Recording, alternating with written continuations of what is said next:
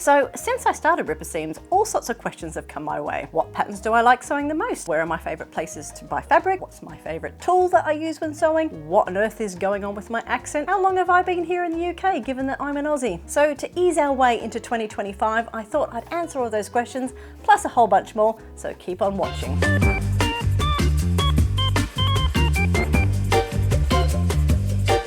Hello and welcome back to my channel. My name is Kate and this is Ripper Seams. So today we are going to do a Q&A session because it is well overdue. 6 months ago, and maybe even a bit longer than that, I invited you to submit some questions that you wanted to ask me, either about my sewing or just about me and Ripper Seams, and I would take a selection of those and answer them for you. So what I've done, all the questions that have come my way ever since I put the request out right through to now, I have gone and printed them out, cut them up, put them in this tin, given them a good shake, shaker, shaker, shaker, shaker, shaker, and yeah, let's have some fun. Right, opening the tin.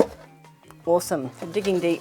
So, first question up is, when did you get into sewing? Oh, what a great question, first up. Okay, when did I get into sewing? I have grown up with a very creative family. Everybody in my family makes things. When I was probably around 6 or so, my mum got a sewing machine and started having sewing lessons and making clothes. So I grew up with having a lot of handmade clothes that my mum made, and I really appreciate my mum's sewing skills. I found the sewing machine fascinating when I was younger, and she taught me to do some basics. So I have always been dabbling around on a sewing machine. As much as I did that, I didn't get a full education. So I learned how to roughly use a sewing machine. I kind of roughly knew what a pattern was and how to cut it out and read it. I didn't know how to put the two together. I never really got that bit. And just every time I tried, I failed. So I have been into sewing for quite a long time. It is only since the advent of YouTube where I have been able to put those little pieces together that I was missing, and suddenly being able to make my own clothes, of which I am now proudly wearing today. This is actually a sagebrush top from Friday Pattern Company. This is my most recent make. This is actually my fabric from my Black Friday haul, which I said I was going to make. I've made exactly what I wanted and it is beautiful. I love it. The fact that I'm wearing this today, talking to you about sewing, is amazing to me because I never thought this would be a thing. Now that I can sew, because I've been wanting to do it since I was 10 and I can now successfully do it, I really enjoy it. It is my happy place. So yeah, there you go. That is how I got into sewing. All right, next one. Here we go. What do you hate about sewing? First thing that springs to mind is I hate cutting out patterns out of fabric. That is a really tedious process, which I could do without, quite frankly. Basically because you've got to find space to lay that fabric out. I have 2 dogs and they will walk all over my fabric every single time I do that. I have tried training them to not stay on the fabric. It's something about the fabric they've got to come and walk on. Just trying to get that fabric flat, trying to get all the creases out, making sure that you have got your pattern pieces in the right places. So yeah, I hate cutting out pattern pieces with a passion. I understand getting the grain line now, that's not an issue, but it's just keeping the fabric, the edges together. No, I can do without the cutting out of the fabric. That is definitely one I hate. If I do my cutting out fabric, I do it all at once. I do multiples. I spend a whole day cutting out different patterns because then all that pain gets over and done with in one day. To kind of eat the frog, get it all done together. I would prefer to iron a whole basket of laundry than cut out my pattern pieces out of fabric. Right, next up. Doing deep, what's this one? What scares you when it comes to sewing? Okay, sorry, this is a different question. So what is one thing I hate, but this one is what scares me when it comes to sewing. Now this has changed over time because, not gonna lie, I'm a perfectionist. I do put a lot of effort into making sure things come out on point, not just in sewing, in most things I do in life. It does cause me a bit of stress and anxiety as a result, but we're easing off on that. I'm getting a bit older, I'm relaxing a bit. So what scares me? So I would say getting things wrong used to scare me, not anymore. What scares me now? I would say pattern fitting. Yep, sewing pants in particular, I've mentioned this before, just trying to figure out at adjusting patterns, hacking patterns so they fit. So I think this is going to be one of my focuses for this year. I'm now 2 years into my sewing journey. I'm going to start doing the things that scare me, and I'm going to get into more pattern fitting this year. I might take some courses, do some classes, weekends and so on. I know there's lots of great courses out there that specialize in doing that, so I might invest in myself and get over that fear. So yeah, I would say pattern fitting, cutting up my patterns, yeah, definitely that.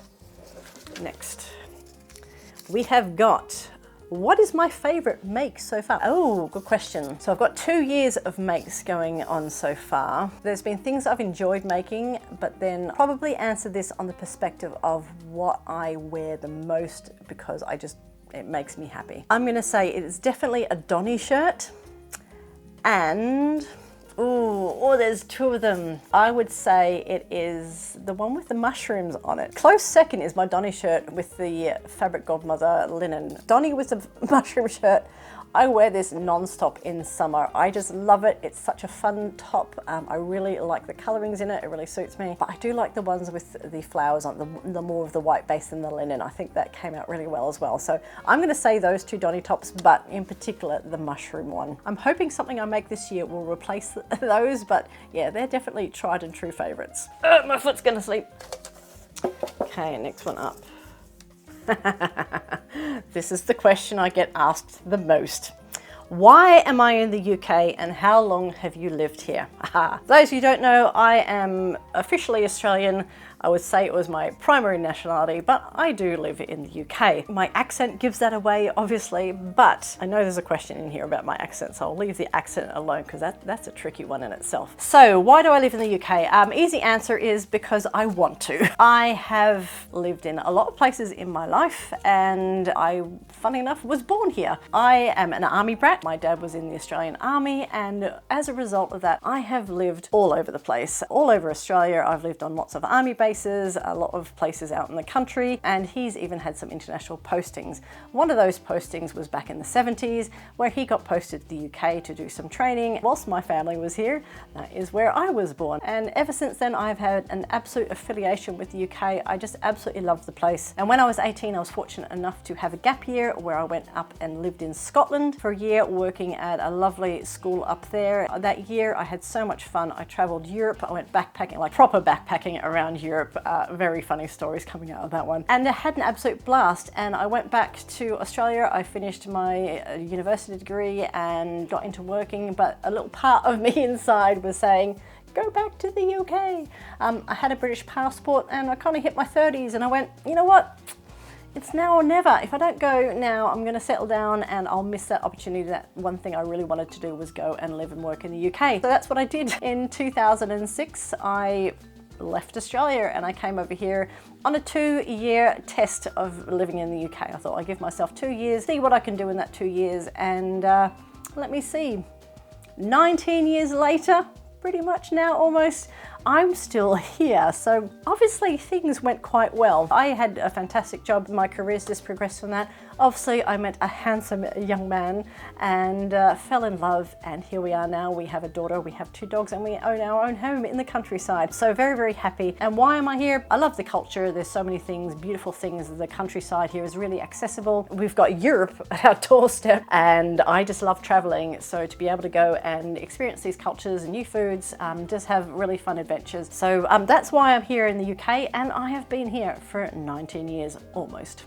Next one.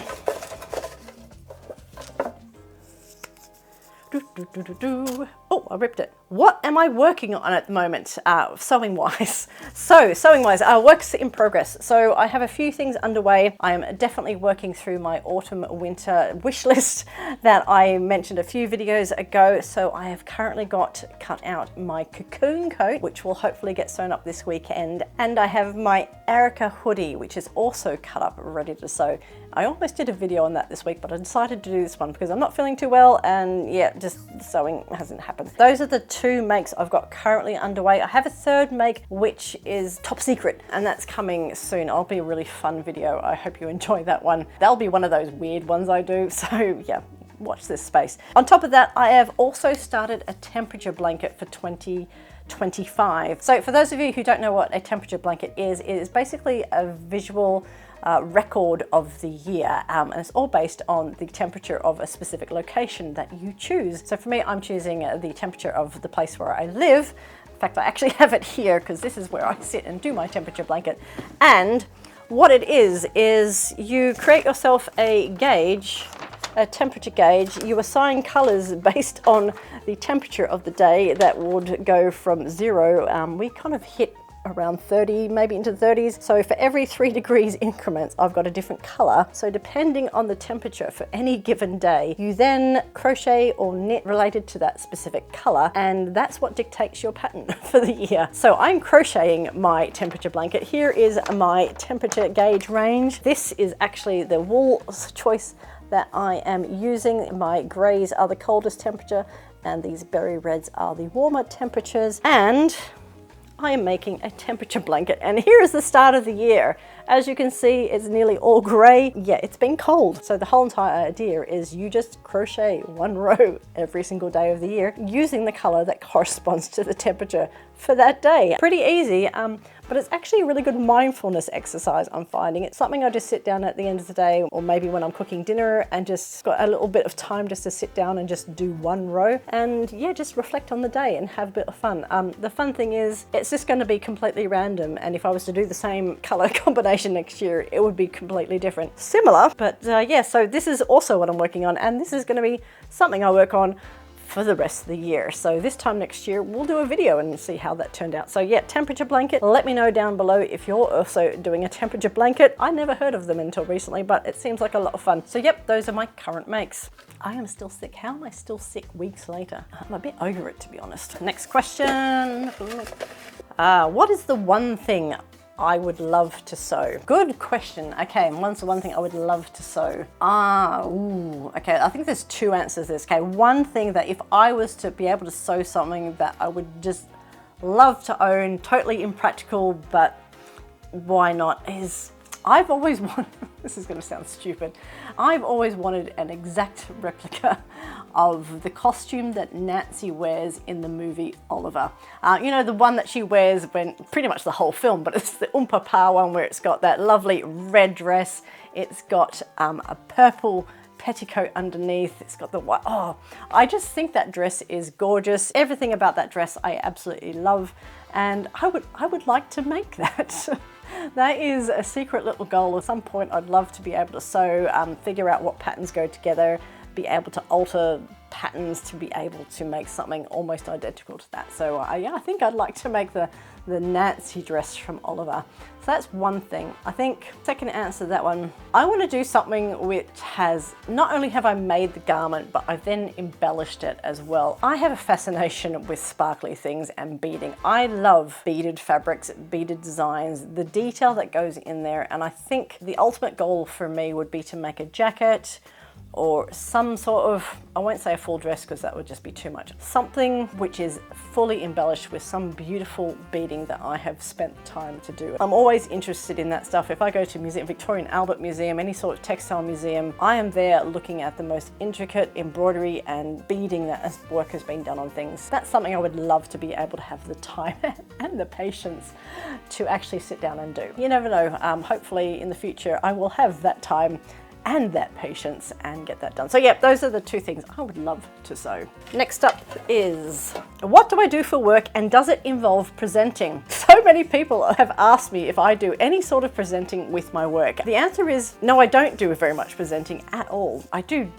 presentations at work, but I don't do it very often. So I am a program manager and I specialize in making people's days at work better. I research things and I make things as a result of that research. I do a lot of process improvement, all sorts of things like this, and I really enjoy it. So yeah, I'm a program manager, very much into process improvement and general people development, and I absolutely love that because who doesn't want to go to work and make other people happy every single day? I occasionally have to present and tell people what I've built and tell them to go use it, and that, funny enough, is why I'm doing YouTube, because when I present I tend to stumble over my words a lot, and I wanted to practice that, so I did less of that when it did come to work. So I set up a camera and I filmed myself talking about something which I was confident in, which happened to be sewing. So yeah, here we are on YouTube all this time later, And I am glad to say that doing YouTube has made my presenting at work better. I'm a lot more comfortable. Even though I'm having to talk to a big room,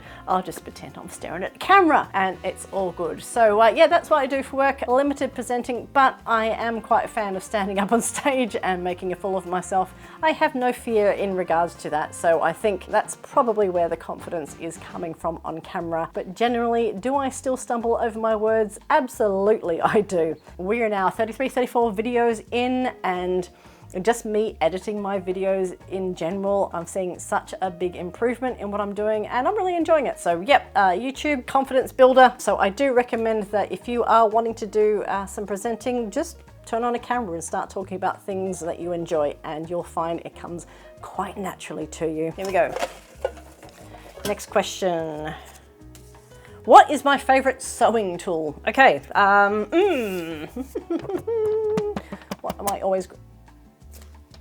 I always grabbing? I am always grabbing my little sewing gauge. The silver one, it's about this yay big.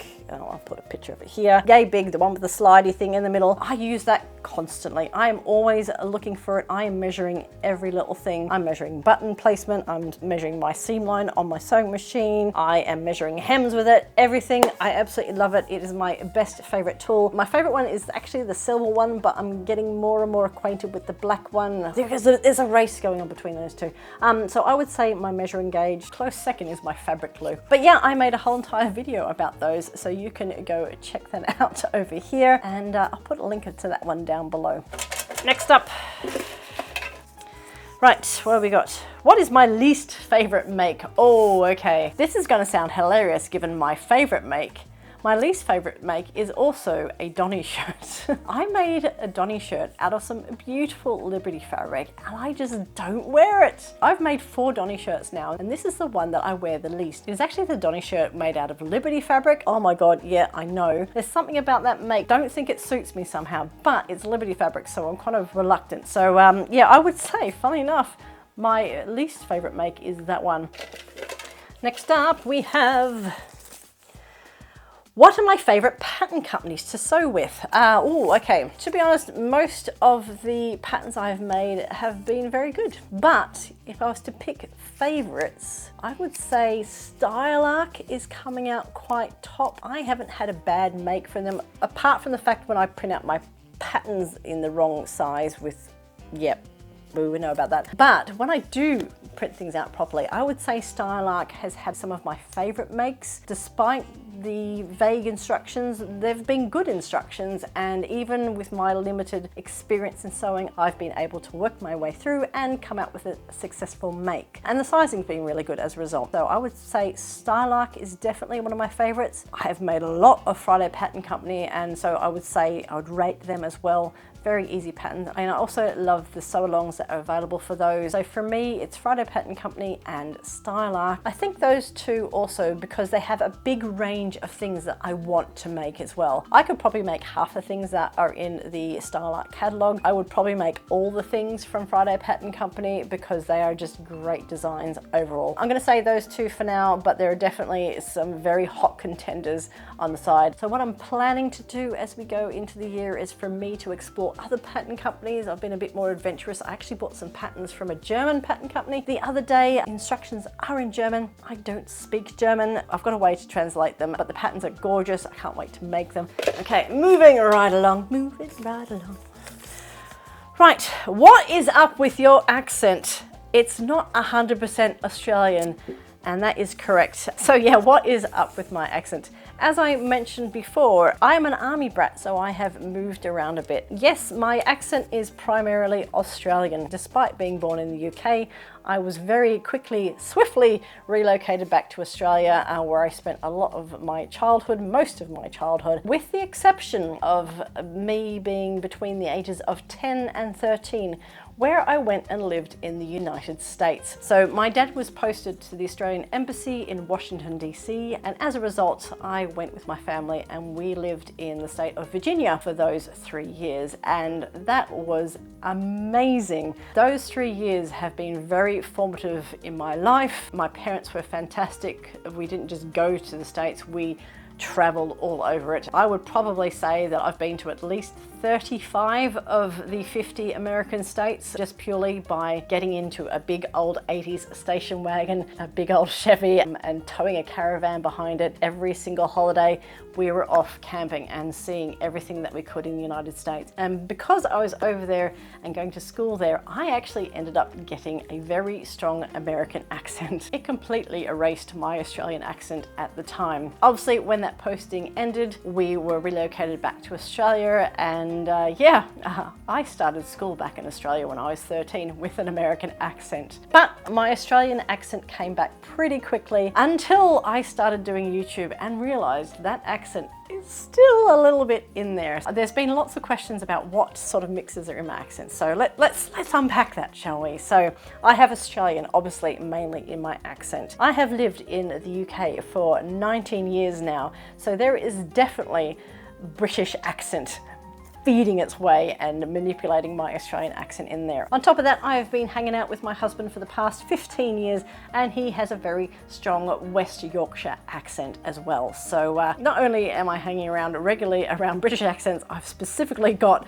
a Yorkshire accent in there as well. So there's that influence. There has been chat about whether there's any Scottish appearing in my accent. I would like to say there is, but my time in Scotland was only for a year. What I think people are thinking is Scottish in my accent is actually the American coming through, because I didn't hear the American in my voice until I started editing YouTube, and I could hear it. It is definitely impacting my R's when I pronounce them. It surprised the living daylights out of me, but when do you ever sit down and properly listen to your voice? So yeah, that is what's going on with my accent. It's definitely a mix of things, but you know what? I absolutely love it. I wouldn't change it for the world. It's just a wonderful memory of all the wonderful experiences I've had up until now. It makes me unique, and yeah, that can't be bad. Let's go.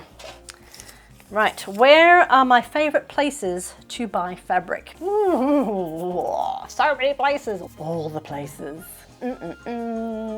This is tough because I hunt for fabric. I don't go shopping at a place to buy fabric specifically from them. I'm looking for a specific fabric. It just so happens whoever has the fabric that I have in my head is going to be the person I purchase it from. Where do I buy from the most? I definitely buy heaps from Rainbow Fabrics, just purely because they have a lot of fun prints on them. They're quite inexpensive. If you're learning how to sew, it's been a really great starter. I'm definitely buying a lot less from them now because my confidence is there.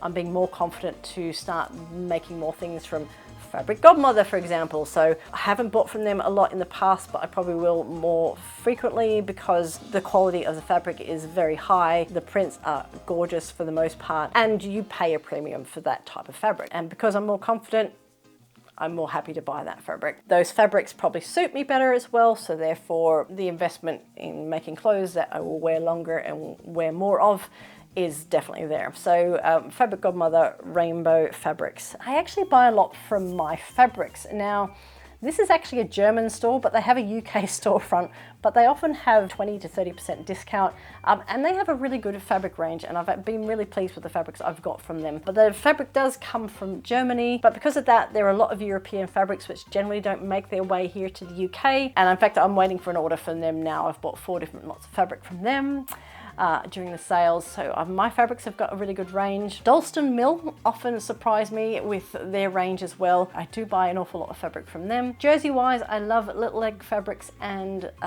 Jelly Fabrics. They have fantastic ranges, especially if you're looking for nice prints for kids. Really great jersey prints there, but they do some really good jersey basic, a lot of textured knits and so on. So for knits, I tend to go frequent those as well. Higgs and Higgs have a beautiful range of fabrics. Always happy to go buy something from them. Oh, and Liberty. I am due a visit there. There is a dress in particular I want to make, more of a spring summer make, so I will be going to Liberty to pick some fabric for that particular dress.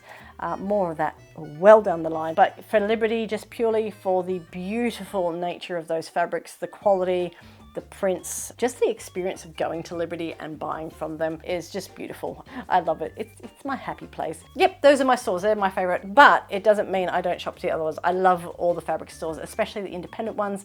Buy from them wherever you can. And yeah, I just generally always have a great experience buying from them. There we go. We've made it through all the questions. I hope that's given you a little bit of an insight into the method and madness that is Ripper Seams. Thank you so much for joining me here today. It's been an absolute pleasure having you here. If you've enjoyed this video, then please do give me a thumbs up, and also go down, click on that subscribe button, as well as the notification bell. That way you won't miss out on any future Ripper Seams videos. And with that, I wish you a wonderful week of sewing, and I'll see you in the next video.